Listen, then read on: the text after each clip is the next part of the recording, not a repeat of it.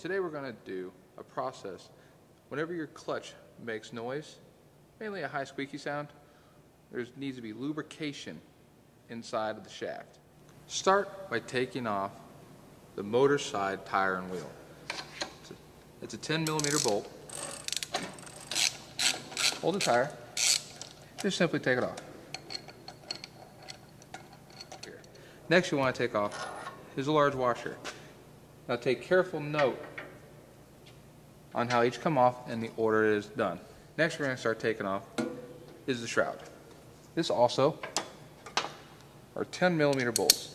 What you will also need is a 13mm wrench. Easily reach up in here. After we have the shroud off, we're going to want to first look for the master links. And the master links are going to be very distinctive than the rest of the chain. As you look around, you see a keyway right there. See how that comes apart just like so? Take a simple, put your hand like this, simple needle nose.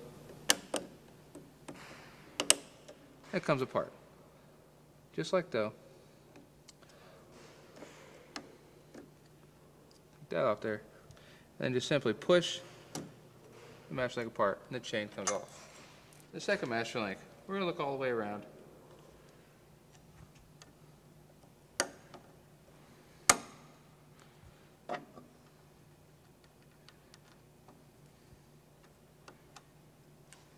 And push it back to the back side. Next, you want to take off the jack shaft bolt.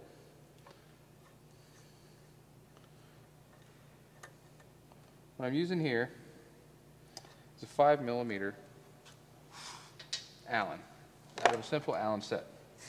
The next is, you want to take off the hub bolt. Next you want to take off your jack shaft, which every once in a while kind of gets stuck on there, because obviously it's a tight fit. All you need to do, take a hammer, anything, just tap it on the back side. That's all you got to do. Comes right off. And then take your hub off. Snap ring pliers come in a couple different varieties. We have a straight set and an angled set. Either will work for our situation. Stick them in, simply squeeze the snap ring pliers. Sometimes they'll come off first shot, so you just grab them again, and all you do is you set that down. Now the hub comes apart. You have your outer, which is your sprocket, and you have your inner, which is your actuator. We set the sprocket hub down. We take an axle grease, see, just a very little bit. And on this shaft, we just want to put it on the outer 3/4 of it and just simply just wipe it all the way around. That's all you got to do. Go around twice, just to be sure you get everything. Leave the inner right there because as you push on the clutch, it'll automatically get lubed. Now it's nice and lubed. Easily slip it back together, spin it a little bit, and then put our snap ring back on. Go back on, and all you do, be sure it snaps in nice and tight. There's a keyway in there, inside of your hub. Pay close attention to your crank. There's a keyway there. All you do, slide it on, and try to match it up. It should slide on nice and easy, just like so. You don't want to squeeze excessively. All you want to do is give it a nice hold and tighten it, just like so. Be careful not to strip it. The jack shaft assembly. Now remember, we took it off with a tap of a pair of pliers, so it's going to go on equally as hard.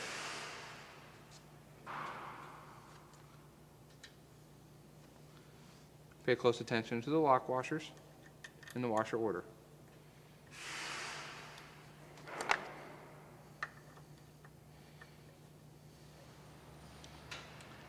Tighten, but be careful not to strip.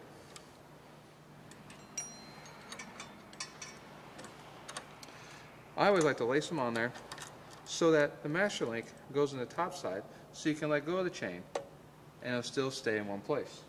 All three pieces, which is your master link,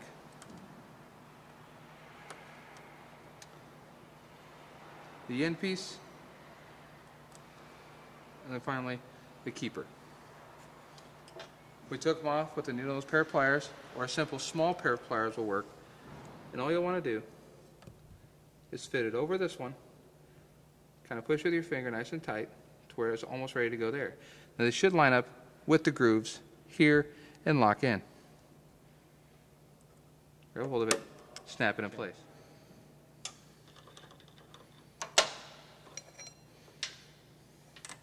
In similar fashion, I like to put it in a way that it'll hold itself. As it works right there. You have your match link.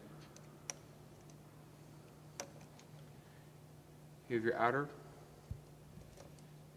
and then you have your keeper. So what you'll want to do is line it up, and then just start a few threads right here.